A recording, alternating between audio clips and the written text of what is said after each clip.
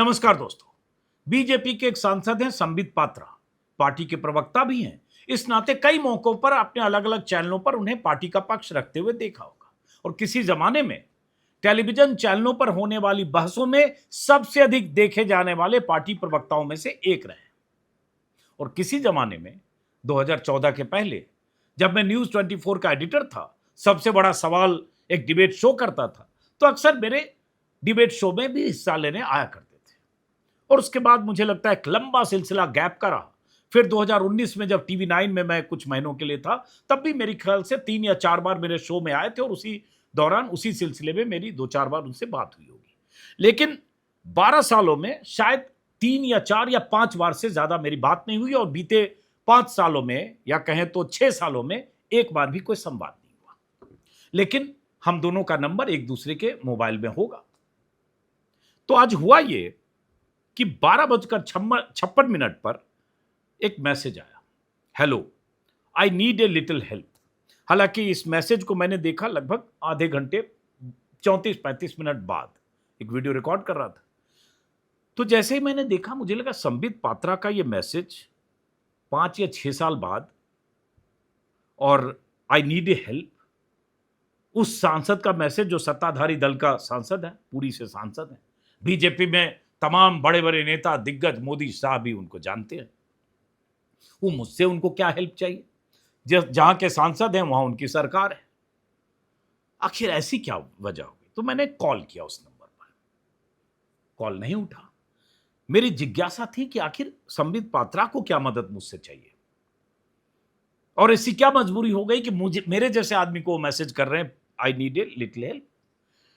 तो मैंने एक मैसेज किया, जब कॉल नहीं उठा तो मैंने एक मैसेज किया, please call me when you are free.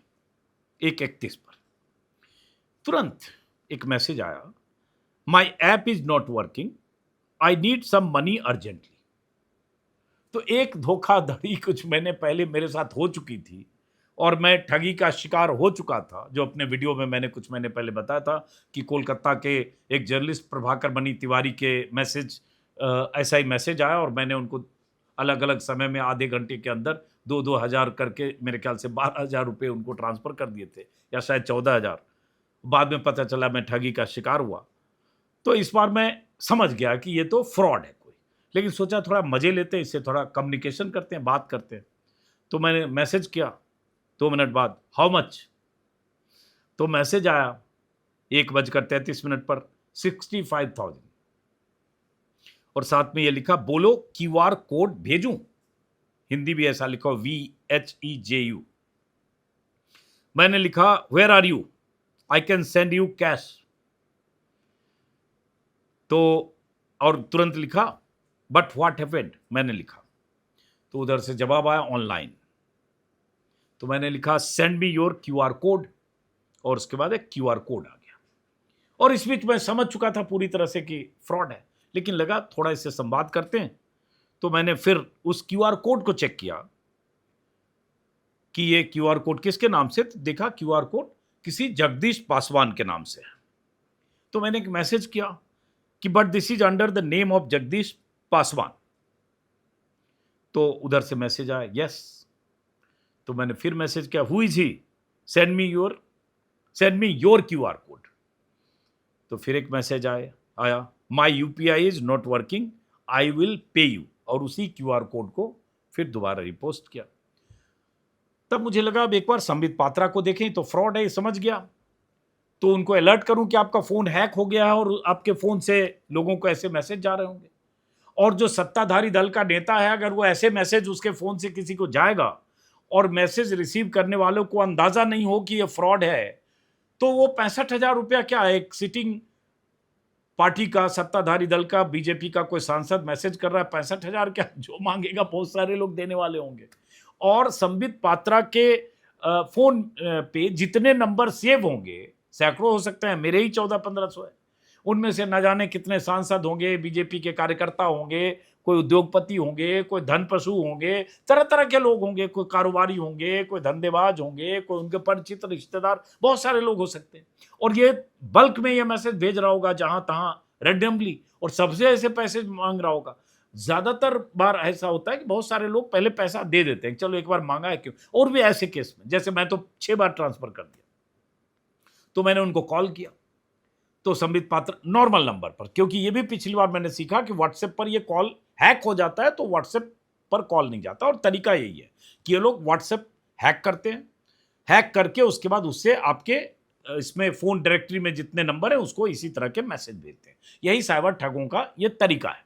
और हैक कैसे करते हैं, कोई आपको लिंक आया, कोई ऐसी चीज आई और आपने उसको क्लिक किया और उसके साथ ही वो हैक होता है। अगर व्हाट्सएप पर कोई मैसेज या ऐसा कोई भी लिंक इस तरह का थर्ड पार्टी लिंक आया, क्लिक किया और उसके बाद हैक होता है। तो खैर संबित पात्रा को मैंने कॉल किया नॉर्मल नंबर पर, उन्होंने फोन उठाया, पहला शब्द बोला, आज मेरे ख्याल से मैं अगर याद करूं कम से कम 6 साल बाद मेरी बात हो रही होगी, पहला ही शब्द आया, मेरा फोन हैक हो गया है, और उसके बाद उसको कोई हैकर उससे मैसेज भेज रहा है। मैंने कहा मेरे पास भी मैसेज आ चुका है, 65,000 रुपये मांगे जा चुके हैं, लेकिन मैं चूंकि पहले ठगा जा चुका हूं इसलिए मैं समझ गया, तो और भी लोगों को जा रहे होंगे। उन्होंने कहा बहुत लोगों को जा रहे हैं, बल्कि उन्होंने कहा कि पहले नड्डा जी का भी हो चुका। अब सोचिए, जेपी नड्डा सत्ताधारी दल के टॉप 5 नेताओं में से, टॉप 5, 6, 7 नेताओं में से एक है, पार्टी के पूर्व अध्यक्ष है, उनका भी फोन हैक हो चुका है, संबित पात्रा से पता चला। कब हुआ मुझे नहीं पता, चूंकि इतनी बात नहीं हुई। उन्होंने कहा कि मैं पूरी में पुलिस के पास बैठा हूं और उसके बाद मैं इसकी कंप्लेन कर रहा हूं, एफआईआर दर्ज करा रहा हूं। ज्यादा बात करने की स्थिति में थे नहीं, क्योंकि जाहिर है उनकी व्यस्तता होगी और उस बीच उनके पास बहुत सारे कॉल्स आ रहे होंगे। तो मैंने कहा ठीक है, जब पता चले तो बताइएगा।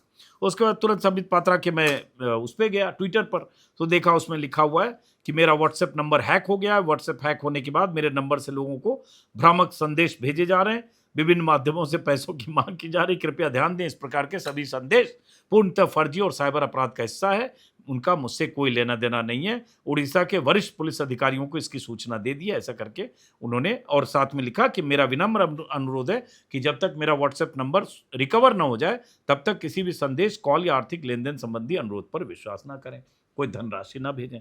ये मैंने पढ़ लिया उनके ट्विटर पर, हालांकि मैं समझ चुका था, लेकिन मुझे लगा इससे थोड़ा इंगेजमेंट बनाए रखूं। तो मैंने एक मैसेज किया संबित से बात करने के बाद, when will you return the money, can I call you. मैं देखना चाहता था कि ये फ्रॉड किस तरह से आगे करता है। तो उसने लिखा मॉर्निंग, मतलब सुबह मुझे रिटर्न कर देगा। ऐसा लग रहा था कि उसकी लिखने में, भाषा में तंगी भी है। तो मैंने लिखा, why are not you answering my phone calls, आप मेरे फोन कॉल का जवाब क्यों नहीं दे रहे हैं। एक कॉल और किया तो आया, please payment done, fast you पे। फास्ट यू पे कहना चाहता होगा, तो फास्ट यू पे लिखा। फिर मैंने लिखा, send me another QR code, this is not working. क्योंकि मैं चाहता था कि और कौन सा क्यूआर कोड भेजता है, किसी और का नाम है, नंबर है, अगर मुझे जरूरत पड़ी तो अगर संबित पात्रा को ही भेजना पड़े या पुलिस इंक्वायरी में काम आ सके। तो फिर उसने वही क्यूआर कोड भेजा, जगदीश पासवान का। तब मैंने मैसेज किया, आर यू इन दिल्ली, उधर से आया यस।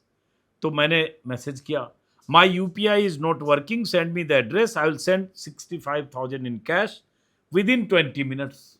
मुझे लगा ट्राई करके देखते हैं, अगर दिल्ली में बंदा है कहीं इस एड्रेस पर भेज दो। हालांकि ये पता था कि ये नामुमकिन है, ये बहुत बड़े फ्रॉड पहुंचे हुए होते हैं जो फोन हैक करके दुनिया भर से पैसे मांगे। और इनका तरीका होता है कई क्यूआर कोड, मुझसे तो ठगी जब की गई थी उसमें 3-4 क्यूआर कोड पर मैंने ट्रांसफर कर दिए थे। मेरे जैसा भी मूर्ख ही था कि वो अलग अलग क्यूआर कोड से प्रभाकर मणि तिवारी के नंबर से मांगता रहा, और मुझे लगा क्या ज़रूरत है, कहाँ फंसे होंगे, कौन सी मुसीबत में है, और उसके बाद मैं अलग अलग क्यूआर कोड पर 1999 1999 1999 देता रहा। खैर, तो उसके बाद इसने क्या किया, एक फ़ोन पे का एक नंबर दिया, फ़ोन पे, चूंकि मैंने कहा कि मेरा यूपीआई काम नहीं कर रहा, तो एक नंबर आया फ़ोन पे का। फिर मैंने मैसेज किया, if you don't mind I will send you cash, क्योंकि मेरा था कि 65,000 के लालच में कोई पता बता दे। उसके बाद कुछ जवाब नहीं आया, मेरे ख्याल से काफ़ी देर तक, 40-50 मिनट तक सटक सीताराम हो गया। वो भी समझ गया होगा कि मैं डोरे डाल रहा हूँ, और इस बीच वो कई लोगों को कर रहा होगा। होता यही है कि एक साथ, अभी भी ऑनलाइन है ये नंबर, लगातार कई लोगों को मैसेज कर रहा होगा और उसी में कई लोग पैसे भेज भी रहे होंगे। प्रभाकर मणि तिवारी के साथ भी यही हुआ, कोलकाता के जर्नलिस्ट के साथ। मेरे यूट्यूब पर देख सकते हो, वीडियो पड़ा हुआ है कि कई लोगों ने ट्रांसफर कर दिए, क्योंकि कौन पूछे यार, मांग रहा है, जरूरत में होगा। ऐसा संबित पात्रा जैसा आदमी कर रहा है, हो सकता है कोई अचानक प्रॉब्लम हो गई होगी, तो जिसको भेजेगा उसको लगेगा चलो एक बार भेज देते हैं। खैर, मैं चूंकि दूध का जला छाछ भी फूक फूक कर पी रहा था, इसलिए मैंने मैसेज करके या उससे फ़ोन करके समझने की कोशिश की। तो फिर एक आया, जब नहीं आया 50 मिनट तक, तब 2:51 पे मैंने मैसेज किया, सब्र का पैमाना जब छलक गया, "you are a fraud, you are a hacker, you hacked a BJP MPs phone", ये मैंने मैसेज किया। जवाब नहीं आना था, लेकिन देख रहा था कि वो ऑनलाइन है। फिर मैंने फ्रॉड कहीं के, पकड़े जाओगे, चोर हो तुम, लोगों से ठगते हो साले तुम, जो भी लगा ठगते हो साले तुम, मैं पहले ही समझ गया तुम फ्रॉड हो, जवाब क्यों नहीं, जो भी लगा सब मैसेज कर दिया मैंने। सॉरी अनपार्लियामेंट्री वर्ड साले भी लिख दिया, क्योंकि तो बोलते जब लगा कि यार इतना बड़ा फ्रॉड, फिर अंत में लिखा बोलो फ्रॉड, जवाब क्यों नहीं दे रहे हो, पैसा चाहिए कि नहीं। जवाब ना आना था ना आया। अभी मैंने संबित पात्रा के नंबर पर रेगुलर नंबर पर कॉल किया, समझने के लिए कि कितनी ठगी हुई, किन लोगों से हुई, क्या जानकारी मिली, या हैक करने वाले तक पुलिस की पहुंच हुई कि नहीं। तो उनके किसी सहयोगी ने फ़ोन उठाया, उन्होंने कहा सर वो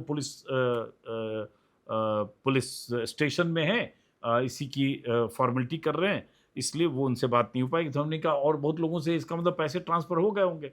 तो जो भी उधर से बंदा था बोला हाँ सर बहुत लोगों को गया है, पता नहीं कुछ लोगों ने दिया ही होगा। तो इतनी जानकारी मिली। मैं उम्मीद करूँगा कि पुलिस इस साइबर ठग तक पहुँचे, पैसे रिकवर हों तो हों, जिन लोगों के हो सकें, और संबित पात्रा के ज़रिए पता तो चले कि कितने लोगों से ठगी होगी, ये तो पता चल जाएगा। क्योंकि सारे लोग लगातार कंप्लेन कर रहे होंगे, और उनके जो लोग उनके कॉल पर करेंगे पूछने के लिए, समझने के लिए कि पैसे मिल गए कि नहीं तुम्हें, उसे भी पता चल जाएगा कि ये ठगी हो गई। ऐसे ही एक हमारे मित्र हैं पत्रकार, उनके साथ भी हुई थी 3 साल पहले। 50,000 रुपया किसी ने उनके दोस्त का फ़ोन हैक किया, व्हाट्सएप भी हैक करते हैं ये लोग, और उसके बाद पैसे मांगे, और इस तरह का अर्जेंसी का बहाना बनाएंगे, कभी कि हॉस्पिटल में हूँ, कभी कहेंगे स्टेशन पे हूँ, बहुत ज़रूरी काम से जा रहा था, मेरा यूपीआई काम नहीं कर रहा है, कुछ पैसे की ज़रूरत है, कुछ भी ऐसी चीज़ अर्जेंसी दिखाएंगे कि आपको लगेगा कि इसको फ़ोन करके क्रॉस चेक करें, उसकी बजाय दे दें। और कई बार ये छोटी रकम भी बोलते हैं, मांगते हैं। जैसे मुझे 2000 मांगा गया था 1999। संबित पात्रा का फ़ोन से वो समझ गया होगा कि एमपी है, ये बड़ा आदमी है, वो देख लिया होगा कि इसके मोबाइल में तो नड्डा से लेकर और ये नितिन नवीन से लेकर और अमित शाह से लेकर पता नहीं पीएमओ के भी नंबर, मंत्रियों के नंबर सेव है, समझ गया होगा बड़ा आदमी है। तो इसलिए थोड़ी रकम का जो है ना वो बढ़ा दिया, 65,000 से शुरू किया। संबित पात्रा के जब मैं उस पे गया ट्विटर हैंडल पर, तो उसमें नीचे सेम तरह का मैसेज एक दो लोगों ने स्क्रीनशॉट डाला, मतलब सेम उसका पैटर्न है, वो मैसेज भेज रहा था। बहरहाल क्या ठगी हुई नहीं हुई ये अभी पता नहीं, कब रिकवर होगा क्या होगा पता नहीं। लेकिन होता यह है कि इसके लिए एक हेल्पलाइन है 1930, मैंने भी उसी पर कंप्लेन किया था। कहा जाता है कि पैसे ट्रांसफर होने की, अगर आपको यह हैक होने की ऐसी जानकारी मिले, तुरंत उस पर सलाह दें, माफ करें, उस पर कॉल करें, कॉल करके कंप्लेन दर्ज कराएं। वैसे साइबर क्राइम कोऑर्डिनेशन सेंटर भी है, वहाँ कंप्लेन दर्ज कराएं, और इस तरह की जो शिकायत के सेंटर है वहाँ कंप्लेन दर्ज कराएं। और उसके बाद हो सकता है कि अगर समय पर कंप्लेन दर्ज हो तो जिनका उस अकाउंट में जिसमें पैसे ट्रांसफर हुए, 3-4 क्यूआर कोड अगर काम करते हैं, उस अकाउंट को फ्रीज किया जा सकता है, रोका जा सकता है, जब तक कि उस अकाउंट से किसी दूसरे, तीसरे, चौथे अकाउंट पर ट्रांसफर होकर निकल ना जाए। ये भी होता है, फटाफट ये लोग पैसे निकाल भी लेते हैं, कैश निकासी भी करते हैं। तो ये है, तो ये एक ठगी का बड़ा धंधा है जो होता है। आज फिर उसने शिकार बनाने की ठगों ने कोशिश की। तो सिर्फ आगाह करने के लिए कि ऐसे कॉल जब भी आए, मैसेज माफ करिए, ऐसे मैसेज जब भी आए पैसे मांगने के, चाहे रिश्तेदार हो, चाहे आपके पिताजी हों, चाहे भाई बहन हो, चाहे परिवार के लोग हों, चाहे दोस्त हों, चाहे कोई भी हो, अचानक कॉल करके कहे, मैसेज करके कहे कि कुछ 1000 रुपये की ज़रूरत है, यूपीआई मेरा काम नहीं कर रहा है या फ़ोन पे काम नहीं कर रहा है, तो बिल्कुल ट्रांसफ़र मत करिए, कॉल ज़रूर कीजिए, और कॉल रेगुलर नंबर पर कीजिए, क्योंकि व्हाट्सएप नहीं मिलेगा, व्हाट्सएप हैक्ड है। रेगुलर नंबर पर कॉल करके सिर्फ चेक कर लीजिए कि क्या आपने 10,000, 20,000, 5,000 जो भी मांगा गया आपसे, क्या आपने पैसे मांगे, वो उसका रेगुलर नंबर काम कर रहा होगा, वो आपको तुरंत बता देगा कि नहीं फ्रॉड है। वरना देश में ऐसे लोग, हजारों लोग हर हफ्ते फ्रॉड के शिकार होते हैं, जो हम जैसे लोग हैं। मुझे जब मैं ठगी का शिकार हुआ तो एक राजीव रंजन ने न्यूज़ 24 में, और 2-4 लोगों ने कहा कि सर आपने दे कैसे दिया, अगर कहा किसी ने तो एक बार चेक करना चाहिए। मैंने कहा राजीव, अगर किसी दिन तुम्हारे नंबर से मेरे पास एक टेक्स्ट आए कि सर मुझे 30,000 रुपए की ज़रूरत है, तो मैं पूछूंगा तुमसे कि तुमने किया या तुम्हारा फ़ोन हैक हो गया। अब तो पूछूंगा, मैं तब की बात कर रहा था। मैं तो तुरंत ट्रांसफ़र कर दूंगा और उसके बाद चेक करूंगा सब ठीक तो है, कोई दिक्कत तो नहीं है, क्या परेशानी, ये चेक कहाँ पहले करने लगूंगा। तो इसलिए मेरी उदारता कहें या मेरा स्वभाव कहें, इसकी वजह से मैं ठगा गया। इसलिए नहीं कि बहुत बड़ा मूर्ख हूं, और मैं अपने वीडियो में तो कई बार इसके बारे में सचेत लोगों को करता हूं, लेकिन हाँ, उदारता में ठगा गया। लेकिन होता है ना, एक ही बार काट की हारी एक बार चढ़ती है, तो एक बार ठगा गया, तो अब दूध का जला छाछ फूंक कर पीता है। अब कोई मुझे मैसेज करेगा तो पहले फोन करूंगा, रेगुलर नंबर से चेक करूंगा। आप भी यही कीजिए। देश में बड़े पैमाने पर ठगी होती है। एक आंकड़ा मैं देख रहा था, तो पहले भी मैंने कई बार वीडियो बनाया है कि 2001 से लेकर 2025 तक अगर देखेंगे तो ठगे गई राशि 22,495 करोड़ की रकम ठगी गई 2025 में। और अगर 5 साल में देखेंगे, 2021 में यह आंकड़ा 551 करोड़ था। कितना गुना बढ़ गया? 551 करोड़ 2021 में, 25 आते आते 22,495 करोड़। 5 सालों में 55,650 करोड़ लगभग ठगा गया लोगों से। ठगी के अलग अलग तरीके हैं साइबर ठगी के, जिसमें डिजिटल अरेस्ट है, फोन हैक करना है, आपका अकाउंट से पैसे निकालने के और कई तरीके हैं। कोई ओटीपी भेज दिया, उस ओटीपी के जरिए आपको एक तरह से जाल में फंसा कर उसके बाद ले लिया। कई तरीके से ठगी के धंधे हैं। उसमें है 25 में 24,000 शिकायतें ऐसी दर्ज की गई है। तो सतर्क रहें, सजग रहें। पिछले 4 वर्षों में शिकायतों की संख्या कई गुना बढ़ी है। और उसके बाद जब भी इस तरह की ठगी का शिकार आप हो गए हों, अंदेशा हो, तो 1930 जो हेल्पलाइन है उस पर ज़रूर फ़ोन करें और national cyber crime reporting portal पर शिकायत ज़रूर दर्ज करें। हालांकि उसके बाद भी क्या होता लगभग। अब यहाँ खास बात क्या है, जब सत्ताधारी दल के सांसद के मोबाइल फोन को हैक करके ठगा जा रहा है, पैसे मांगे जा रहे हैं, जो साइबर ठग हैं उन्होंने अगर सत्ताधारी दल के सांसद का मोबाइल हैक कर लिया, जेपी नड्डा का अगर मोबाइल हैक कर लिया, न जाने बीजेपी के कितने नेताओं का पहले मोबाइल हैक करके इस तरह से व्हाट्सएप के जरिए ठगी की होगी, तो समझिए ठगी का जाल कितना बड़ा है, कितना तगड़ा है। और सरकार के इंतजाम कितने हैं कि ऐसे ठगों को पकड़ने में सरकारें नाकाम होती है। बहुत सारे सेंटर हैं अलग अलग राज्यों में। झारखंड में एक जामताड़ा है, बहुत सारे फ्रॉड वहाँ बैठे होते हैं। देश के अलग अलग हिस्सों में इन्होंने सेंटर बना रखा है, लेकिन ठगी का धंधा ये चालू है।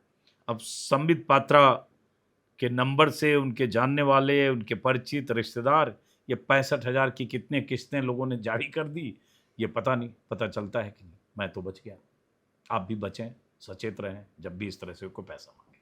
नमस्कार।